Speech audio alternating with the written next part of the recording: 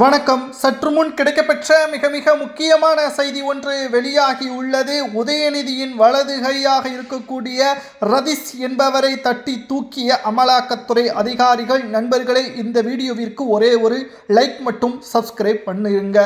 நேற்று யூடியூபர் மாரிதாஸ் அவர்கள் ஒரு வீடியோ ஒன்றை வெளியிட்டிருப்பார். பார்க்காதவர்கள் பார்த்து கொள்ளுங்கள். ஏனென்றால் சுமார் 1000 கோடிக்கு மேலாக ஒரு வருடத்தில் ஊழல் செய்யப்பட்டிருப்பதாகவும் மதுபான பிரியர்கள் என்ன குடிக்க வேண்டும் என்பதை உதயநிதியும் அவரது வலது கையாக இருக்கக்கூடியவரும் அழுத்தம் கொடுப்பதாகவும், கிட்டத்தட்ட இதற்கு ஒட்டுமொத்த அரசாங்கமே துணை புரிவதாக பல்வேறு குற்றச்சாட்டுகளையும் அவர் அந்த வீடியோவில் பதிவு செய்திருந்திருப்பார். தற்பொழுது இதை பற்றியான ஏற்கனவே நாம் கூறியிருப்போம்.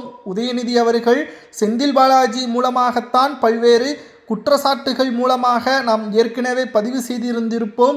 உதயநிதி அவர்கள் தனது வலதுகை மூலமாக செந்தில் பாலாஜி அவர்கள் மதுபான ஆயத்திரு அமைச்சராக இருந்தபொழுது பல கோடிகளை ஊழல் செய்தார். பாட்டிலுக்கு 10 ரூபாய் அதாவது கூடுதலாக வசூல் செய்வதும், எம்டி பாட்டிலை கொடுத்தால் அந்த 10 ரூபாய் திருப்பி கொடுக்கப்படும் என்றும், ஆனால் சில கடைகளில் அது திருப்பி கொடுக்கப்படாது என்றும் பல்வேறு சர்ச்சைகளையும் நாம் ஆதாரத்துடன் பதிவு செய்திருந்தோம். ஆனால் இப்பொழுது உதயநிதி ஸ்டாலின் அவர்களது பள்ளி பருவ நண்பர் என கூறப்படும் ரதீஷ் என்பவர்தான் உதயநிதியின் வலது கையாக செயல்படுகிறார். டாஸ்மாக் மேலாண்மை இயக்குநருடன் வாட்ஸ்அப் மூலம் பேசி டாஸ்மாக் விவகாரங்களில் தலையிட்டதாகவும் அவர் ஒரு நிழல் அதிகார மையமாக செயல்படுகிறார். அதாவது எந்த அளவிற்கென்றால் ஒரு IAS அதிகாரியே தனது கட்டுப்பாட்டில் வைத்திருக்கக்கூடிய அளவிற்கு அவர் என்ன கூறுகிறாரோ அதை அப்படியே அந்த அதிகாரி செய்ய அளவிற்கு உதயநிதி அவர்கள் முழு அதிகாரத்தையும் அந்த நில அதிகார மையத்திற்கு வழங்கியுள்ளார். உதயநிதியின் வலது கையாக செயல்படக்கூடிய அந்த நபர் பிரபல நடிகைகளுடனும் தொடர்பில் இருப்பதாகவும் தகவல்கள் கிடைக்கப்பெற்றுள்ளது.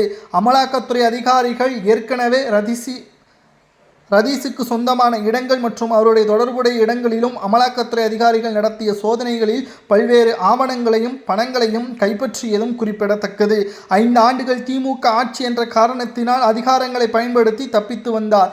ஆனால் இந்த முறை நிச்சயம் திமுக படுதோல்வியடைந்தால் மிகப்பெரிய ஒரு ஊழல் 2G வழக்கிற்கு பிறகு இந்தியாவை திரும்பி பார்க்கக்கூடிய வகையில் ஒரு ஊழல் என்றால் அது தமிழ்நாட்டில் டாஸ்மாக் முறைகேடு ஊழல்தான். அது நிச்சயம் உதயநிதி மற்றும் அவரது வலதுகை மற்றும் அந்த அதிகாரிகள் அனைவரும் கூண்டோடு கைது செய்யப்படக்கூடிய ஒரு சூழல் உருவாகும். நேற்று நடத்தப்பட்ட அந்த விசாரணையில் பல ஆவணங்கள் கைப்பற்றப்பட்டுள்ளது. நிச்சயம் இதில் உதயநிதி அவர்கள் சம்பந்தப்பட்டிருக்கிறார் என்றால் அவருக்கு என்ன தண்டனை கொடுக்கலாம் என்பதை கமெண்டில் கூறுங்கள்.